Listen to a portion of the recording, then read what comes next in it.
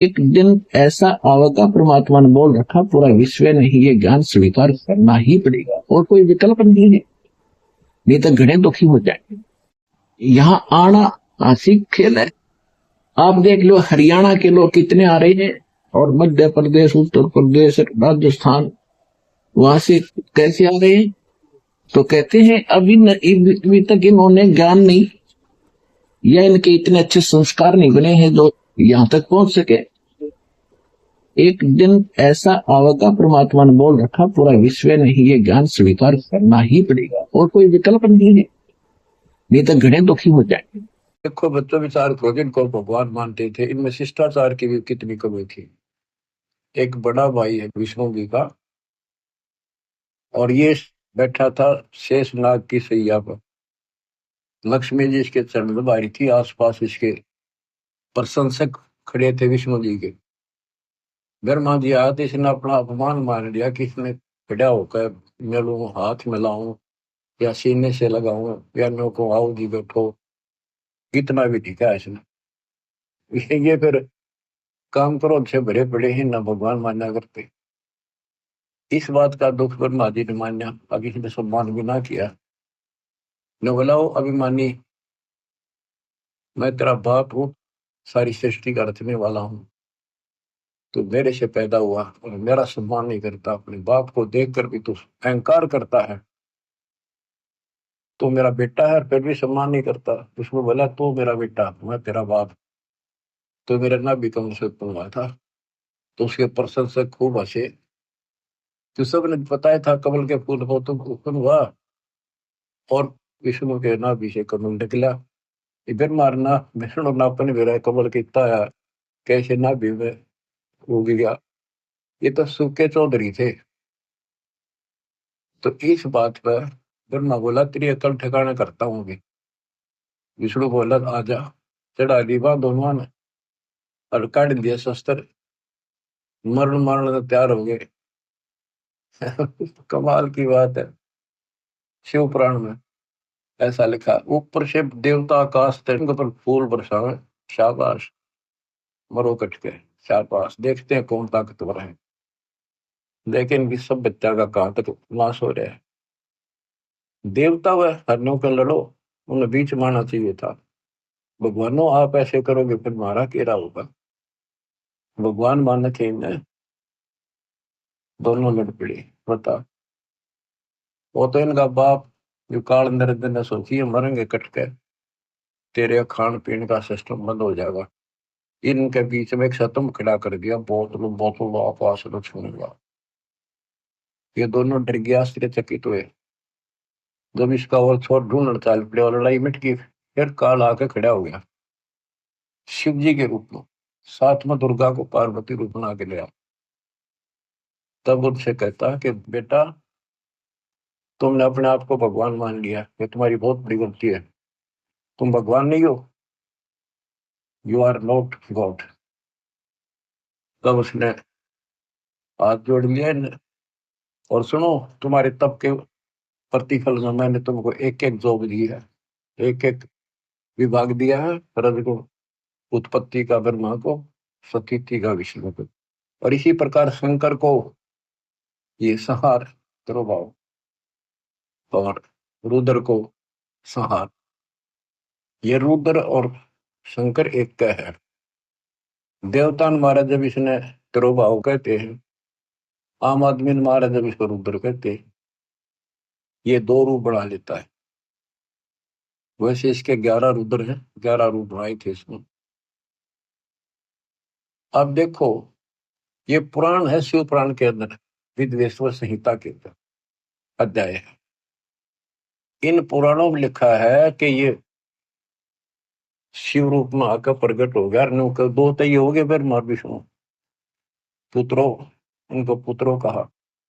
और इसी प्रकार शंकर और रुद्र, वो चार अलग हो गए, हरियो पांचवा। वैसे तो चौथा ही है। तो ये भी ना समझ पाए कि जो इनका बाप है, और ये नो कि इनका कोई माता पिता नहीं। और फिर इसने के जुलम करा, ये बताऊं तो सर्वभाव है, ना बताऊं ज्ञान अधूरा। ये शिव के मंदिरों में तो शिवलिंग रखे हैं, इनको को आगे विस्तार ना करूं तो अच्छा है। एक मिट्टी के पत्थर के बने हुए ये दो आइटम इन्हें दे गया आराम for। ये डरता नहीं है, माथा गला लिए वह शिवलिंग पूजा, private part of Shiv and Parvati.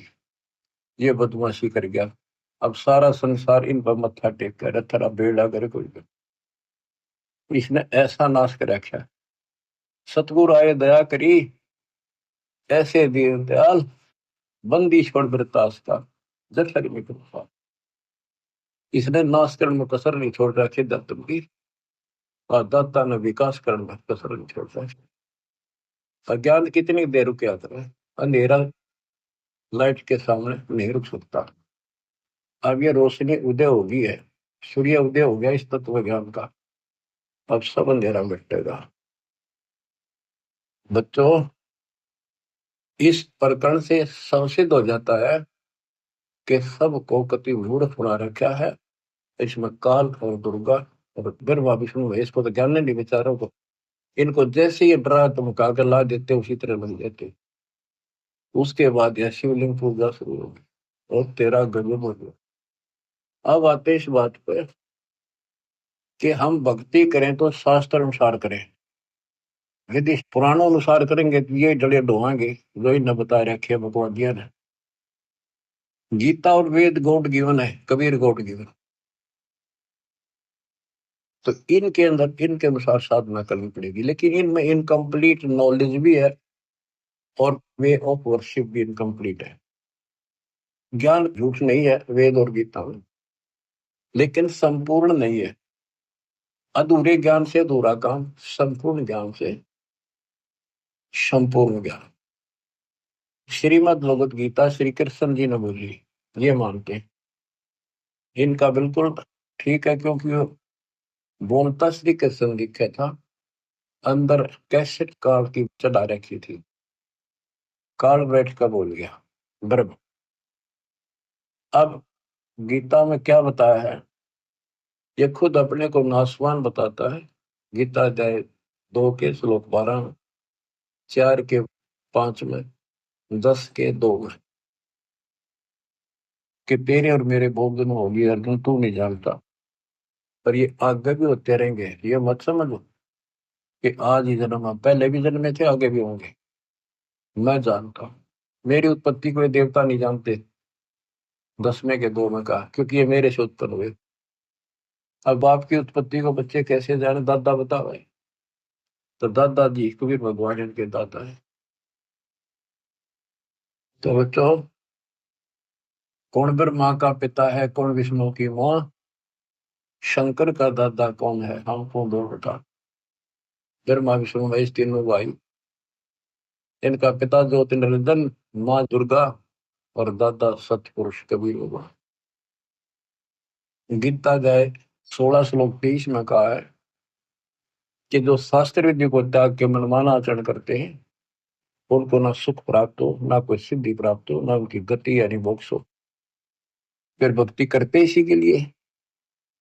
Gita 16 श्लोक 24 में स्पष्ट कर दिया कि इससे करते और अकर्तव्य में जो करने योग्य कर्म है, न करने योग्य कर्म है, उनके लिए अर्जुन ये शास्त्र ही प्रमाण। शास्त्र आपको सिद्ध कर दिया, गीता और इनके सतर के। हम बच्चों, हमारे लिए जो शास्त्र है, हमारा सूक्ष्म वेद है, जो कबीर गॉड गिवन है। हमारे को इसकी कति जरूरत नहीं थी, ना गीता की, ना वेदों की, ना पुराणों की। और 17 फरवरी 1988 को दास का भाग्य उदय हुआ। पूज्य गुरुदेव से दास की किस्मत जागी, दीक्षा प्राप्त हुई, दीक्ष मिली। उससे लेकर सन 2000 तक दास परमात्मा कबीर जी द्वारा दिए ज्ञान और संत गरीब दास जी के अमर ग्रंथ के आधार से सत्संग किया करता था दास। उनकी ऑडियो भरी, उनकी वीडियो भी तैयार की थी, कैसेट बना ली थी बड़ी बड़ी सी, वो VCR में चल जाता। तो उसके बाद एहसास हुआ कि ये ज्ञान तो भगवान पहले बताया करते हैं कि इससे नहीं माना, बाद में सारे भाग्य 64 लाख और खूब लाभ हुए। जब तक मालिक तेरे को पहचानेंगे नहीं, गॉड नहीं मानेंगे, भगवान नहीं मानेंगे, कोई नहीं टिकेगा।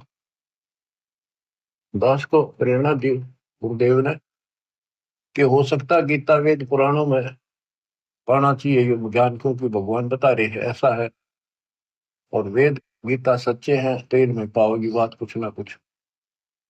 2001 में दास ने ये गीता मंगाई, उसको पढ़ना शुरू किया। मालिक की कुछ रजा थी, दूसरी खोलते तीसरा पेज पलटा, अध्याय 18 का श्लोक नंबर 61 शुरू में है ये। और गीता भी हाथ लागी जिसमें आमने सामने शब्द और अर्थ है। ये दूसरी आ जाती तो मत्था मार के बैठ जाता मैं भी। तो इसमें अर्थ सामने है, तब एग्जैक्ट ज्ञान समझ में आ जाता है।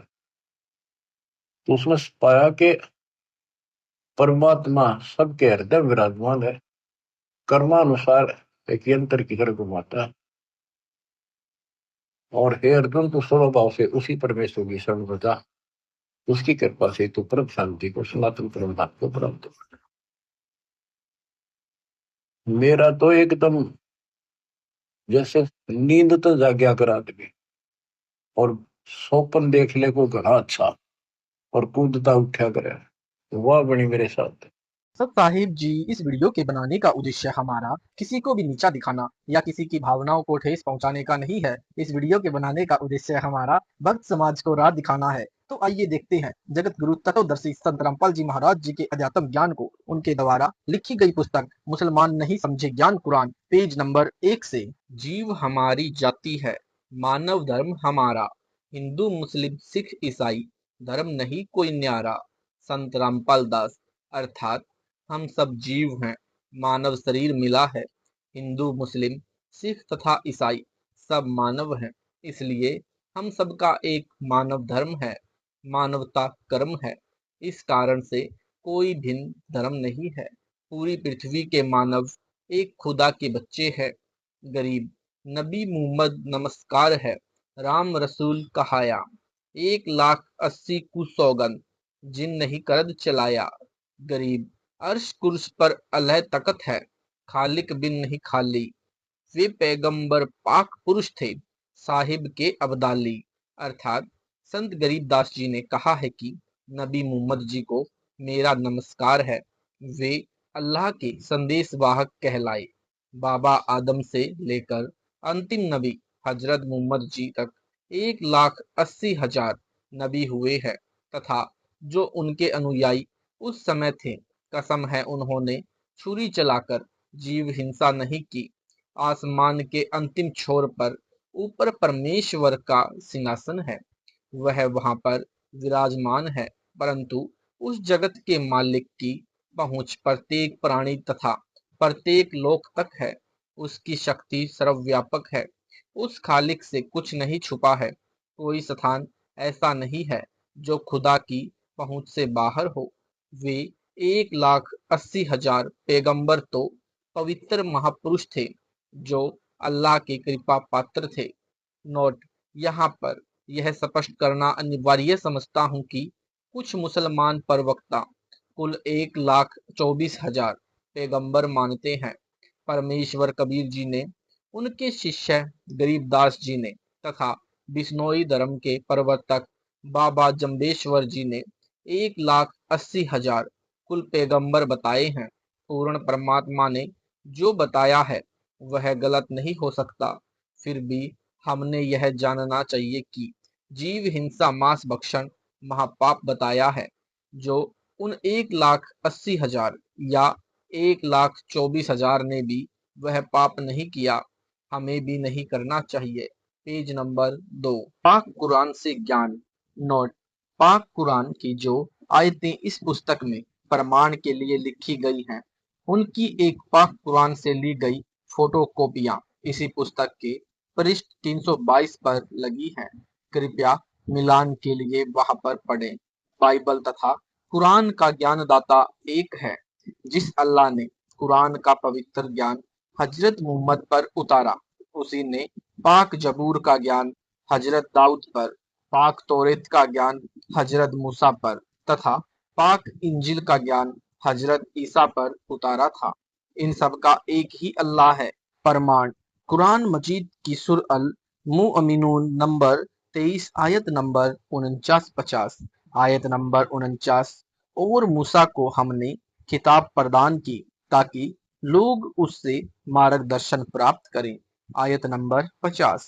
और मरियम के बेटे और उसकी माँ को हमने एक निशानी बनाया और उनको एक उच्च धरातल पर रखा जो इत्मीनान की जगह थी और स्रोत उसमें प्रवाहित थे। सूरह अल हदीद नंबर 57 आयत नंबर 26-27। आयत नंबर 26। हमने नूह और इब्राहिम को भेजा और उन दोनों की नस्ल में नबूवत, पैगंबरी और किताब रखी थी। फिर उनकी औलाद में से किसी ने सन्मार्ग अपनाया और बहुत से अवज्ञाकारी को गए। आयत नंबर 27। उनके बाद हमने एक के बाद एक अपने रसूल भेजे तथा उनको बाद मरियम के बेटे ईशा को भेजा और उसे इंजिल प्रदान की। और जिन लोगों ने उनका अनुसरण किया, उनके दिलों में हमने तरस और दयालुता डाल दी और रहबानियत यानी संन्यास की प्रथा उन्होंने खुद आविष्कृत की। हमने उनके लिए अनिवार्य नहीं किया, मगर अल्लाह की खुशी की तलब में उन्होंने खुद ही यह नई चीज निकाली और फिर उसकी पाबंदी करने का जो हक था उसे अदा न किया। उनमें से जो लोग ईमान लाए हुए थे उनका प्रतिफल हमने उनको प्रदान किया, मगर उनमें से ज्यादा लोग अवज्ञाकारी हैं। यानी संन्यास यानी घर त्याग कर पहाड़ों व जंगलों में परमात्मा की तलाश में चले जाना, जैसे शेख फरीद, बाजीद आदि आदि उनके विषय में कहा है। आप जी विस्तृत उल्लेख अल खिज्र यानी अल कबीर की जानकारी इसी पुस्तक में पढ़ेंगे। अन्य प्रमाण: कुरान मजीद की सुर अल बकरा 2 आयत नंबर 35-38 तक कुरान का ज्ञान देने वाला अल्लाह कह रहा है कि आयत नंबर 35, फिर हमने आदम से कहा, तुम और तुम्हारी पत्नी दोनों जन्नत यानी स्वर्ग में रहो और यहाँ जी भरकर जो चाहो खाओ, किंतु इस पेड़ के निकट न जाना, नहीं तो जालिमों में गिने जाओगे। आयत नंबर 36। अनतः शैतान ने उन दोनों को उस पेड़ की ओर प्रेरित करके हमारे आदेश की अवहेलना करवा दी। Page number 3। हमने हुक्म दिया कि अब तुम सब यहाँ से उतर जाओ, एक दूसरे के दुश्मन बन जाओ। यानी सांप और इंसान एक दूसरे के शत्रु हो गए और तुम्हें एक समय तक धरती पर ठहरना है, वहीं गुजर बसर करना है। आयत नंबर 37। उस समय आदम ने हम अपने रब से कुछ शब्द सीखकर तोबा यानी क्षमा याचना की, जिसको उसके रब ने स्वीकार कर लिया, क्योंकि वह बड़ा क्षमा करने वाला और दया करने वाला है। आयत नंबर 38। हमने कहा कि तुम अब यहाँ से उतर जाओ, फिर मेरी ओर से जो मार्गदर्शन तुम्हारे पास पहुंचेंगे उस अनुसार यानी चलना। जो मेरे मार्गदर्शन के अनुसार चलेंगे उनके लिए किसी भय और दुख का मौका न होगा। यानी कुरान मजीद से लेख समाप्त।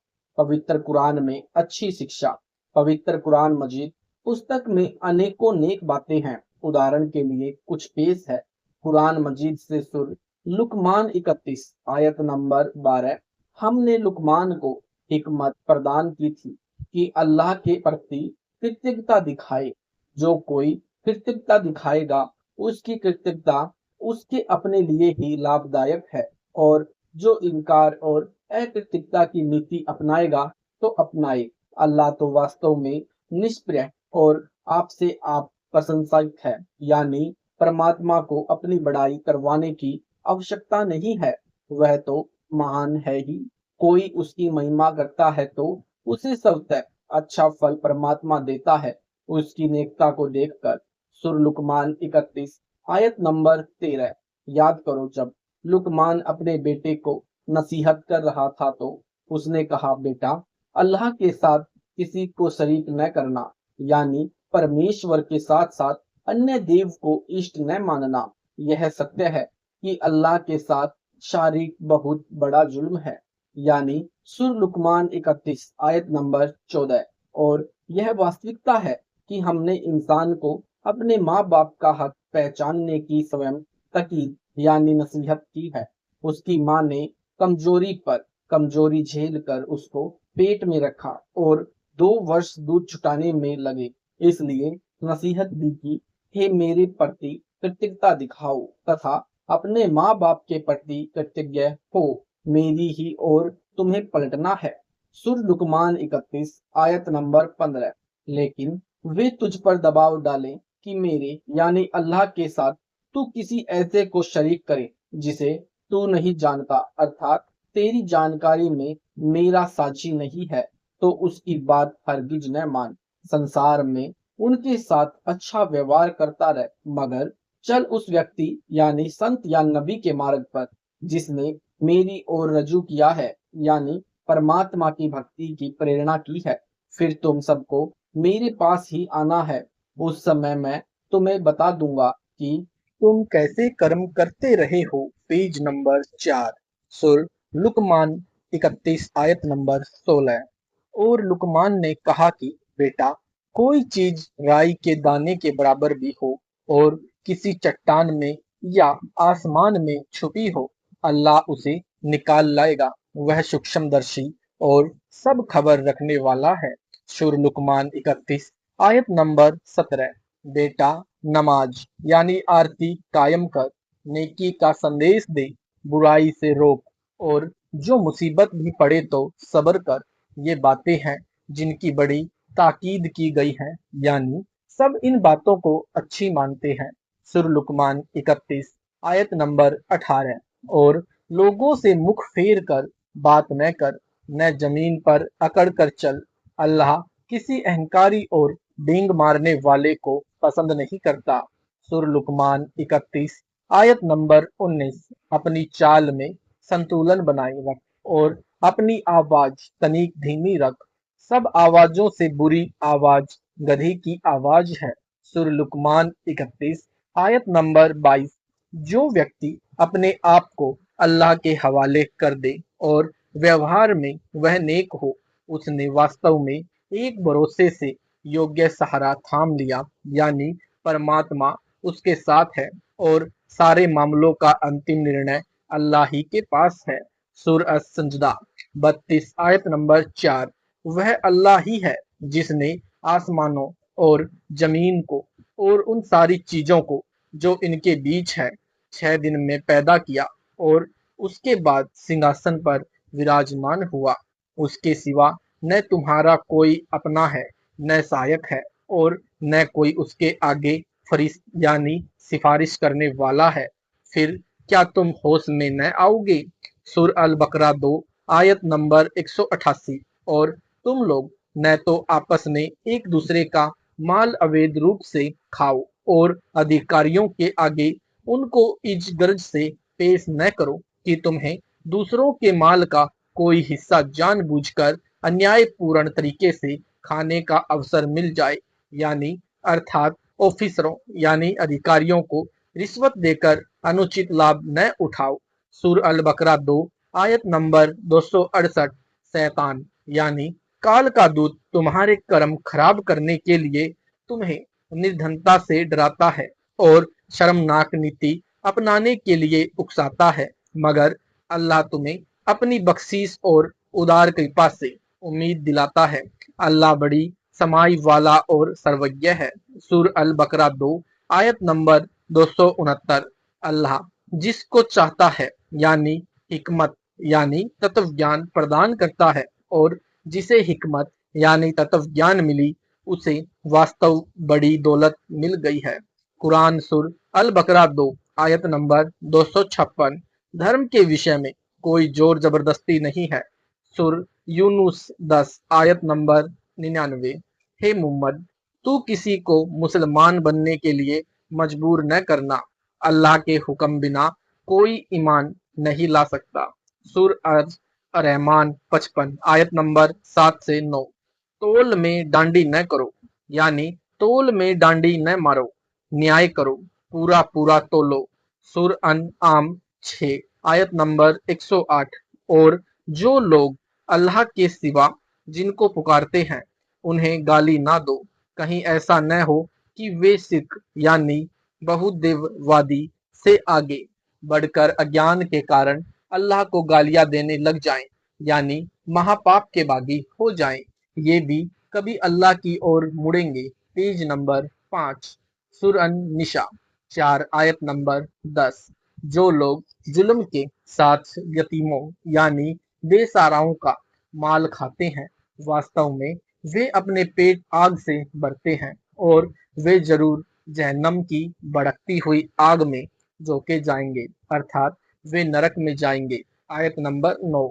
उन यानी लोगों को इस बात का ध्यान रखना चाहिए कि अगर वे स्वयं अपने मरने के पश्चात बच्चे छोड़ते तो मरते समय उनको कैसी कुछ आशंकाएं घेरती।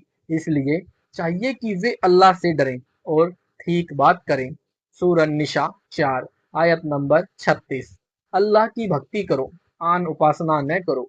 माता पिता, नातेदारों, यतीमों, मुहताजों, पड़ोसी, मुसाफिर यानी यात्रा के साथी, उन दास दासियों से जो तुम्हारे अधिकार में हो, सबके साथ अच्छा व्यवहार करो। यकीन जानो, अल्लाह किसी ऐसे व्यक्ति को पसंद नहीं करता जो डींग मारने वाला हो और अपनी बड़ाई पर गर्व करे।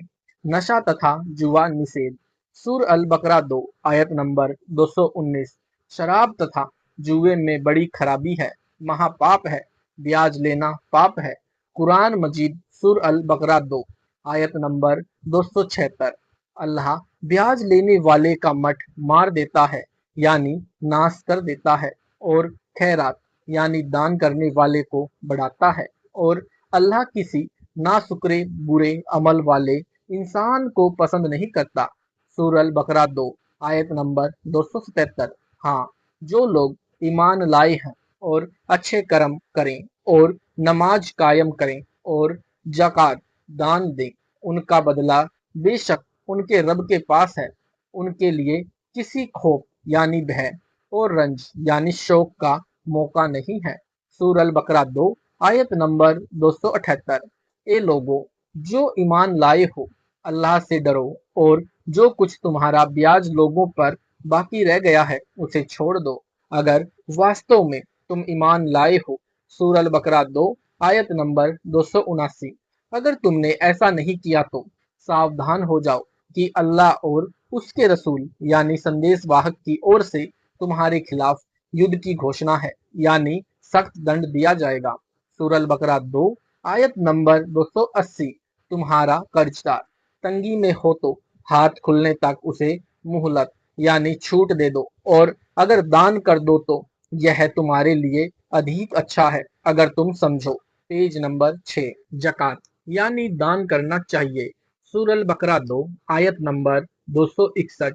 जो लोग अपना माल यानी धन अल्लाह के मार्ग में खर्च करते हैं, उनके खर्च की मिसाल ऐसी है जैसे एक दाना बोया जाए, उससे 7 बालें निकलें और हर बाल में 100 दाने हों। इस तरह अल्लाह जिसके कर्म को चाहता है बढ़ोतरी प्रदान करता है। वह समाई वाला भी है और सर्वज्ञ भी है। सूरह बकरा 2 आयत नंबर 262। जो लोग अपना माल यानी धन अल्लाह के मार्ग में खर्च करते हैं और खर्च करके फिर एहसान नहीं जताते न दुख देते हैं, उनका बदला उनके रब के पास है, और उनके लिए किसी रंज यानी चिंता तथा खौफ यानी भय का मौका नहीं है, यानी उनको कोई चिंता तथा भय की आवश्यकता नहीं है। परमात्मा उनकी रक्षा करता है, धन वृद्धि भी करता है। कुरान का ज्ञान देने वाला अपनी महिमा बताता है। सुर अंबिया 21 यानी कुरान मजीद बड़े साइज वाली से आयत नंबर 92।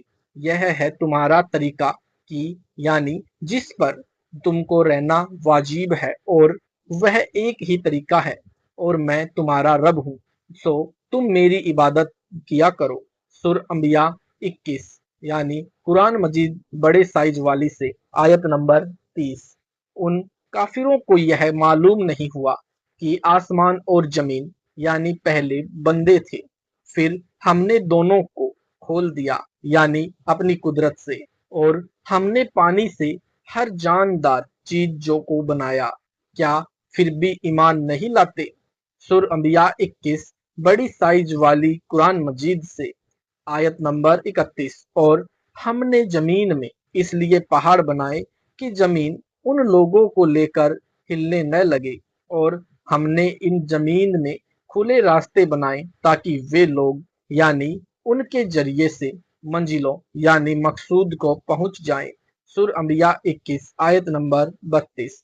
और हमने अपनी यानी कुदरत से आसमान को एक छत की तरह बनाया जो महफूज सदा रहने वाला है, और ये लोग इस आसमान के अंदर की मौजूदा निशानियों से मुंह मोड़े हुए हैं। कुरान ज्ञानदाता अपने से अन्य कादर अल्लाह की महिमा बताता है। सुर अस सजदा 32 आयत नंबर 4। वह अल्लाह ही है जिसने आसमानों और जमीन को और उन सारी चीजों को जो इनके बीच है 6 दिन में पैदा किया, और उसके बाद सिंहासन पर विराजमान हुआ। उसके सिवा न तुम्हारा कोई अपना है, न सहायक है, और न कोई उसके आगे सिफारिश करने वाला है। फिर क्या तुम होश में न आओगे? Page number 7। कुरान का ज्ञान उतारने वाले अल्लाह ने सुर बकरा 2 आयत नंबर 255 में कहा है कि अल्लाह वह जीवन शाश्वत सत्ता है जो संपूर्ण जगत को संभाले हुए है। उसके सिवा कोई खुदा नहीं है। वह न तो सोता है और न उसे ऊंग लगती है। जमीन और आसमान में जो कुछ भी है उसी का है। कौन है जो उसके सामने उसकी अनुमति के बिना सिफारिश कर सके? वह प्रत्यक्ष और अप्रत्यक्ष सब बातों को जानने वाला है। या वह जान सकता है जिस पर वह अनुग्रह करे। उसका राज्य आसमानों और जमीन पर छाया हुआ है, और उनकी देखरेख उसके लिए कोई थका देने वाला काम नहीं है। सब एक वही महान और सर्वोपरि सत्ता है, यानी स्पष्ट हुआ कि कादर अल्लाह जो संपूर्ण जगत को संभाले हुए है, सबका मालिक है, सृष्टि की उत्पत्ति करता है। वह कुरान ज्ञान बताने वाले से अन्य है।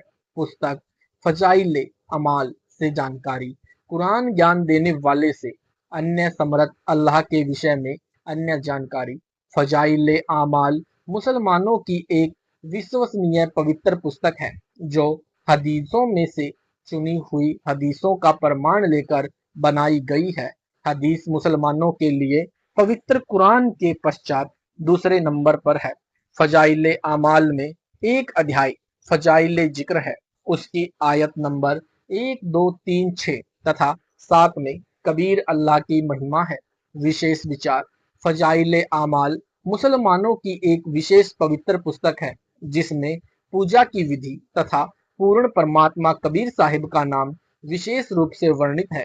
जैसा कि आप निम्न फजाइल आमाल के ज्यों के त्यों लेख देखेंगे, उनमें फजाइल जिक्र में आयत नंबर 1, 2, 3, 6 तथा 7 में स्पष्ट प्रमाण है कि पाक कुरान का ज्ञान उतारने वाला यानी अल्लाह ब्रह्म यानी काल अर्थात क्षर पुरुष कह रहा है कि तुम कबीर अल्लाह की बड़ाई बयान करो। वह कबीर अल्लाह तमाम पोशीदा और जाहिर चीजों को जानने वाला है, और वह कबीर है और आलीशान रुतबे वाला है। जब फरिश्तों को कबीर अल्लाह की तरफ से कोई हुक्म होता है तो वे खौफ के मारे घबरा जाते हैं। यहाँ तक कि जब उनके दिलों से घबराहट दूर होती है तो एक दूसरे से पूछते हैं कि कबीर परवरदिगार का क्या हुक्म है। वह कबीर आलिशान मर्तबे वाला है। ये सब आदेश कबीर अल्लाह की तरफ से है जो बड़े आलिशान रुतबे वाला है। हुजरे अक्सद सल्लल्लाहु अलैहि वसल्लम यानी हजरत मोहम्मद का इरशाद यानी कथन कहना है कि कोई बंदा ऐसा नहीं है कि लाइला है इलाहा कहे, इसके लिए आसमानों के दरवाजे न खुल जाएं, यहाँ तक कि यह कलीमा सीधा अर्श तक पहुंचता है, बरशते कि बकबीरा गुनाहों से बचाता रहे। 2 कलमों का जिक्र है कि एक तो ला इलाहा है इलाहा है और दूसरा अल्लाहु अकबर यानी कबीर। यहाँ पर अल्लाहु अकबर का भाव है भगवान कबीर यानी कबीर साहिब अर्थात कबीर देव। फिर फजाइल दरूद शरीफ में भी कबीर नाम की महिमा का प्रत्यक्ष प्रमाण छुपा नहीं है। तो साहिब जी, यह वीडियो आपको अच्छा लगा है तो इस वीडियो को ज्यादा से ज्यादा शेयर करें, लाइक करें, कमेंट करें और यूट्यूब पर ऐसे ही वीडियो देखने के लिए हमारे चैनल सतलोक इन संत रामपाल जी महाराज जी चैनल को सब्सक्राइब जरूर करें। सत साहिब जी, मिलते हैं अगली वीडियो में।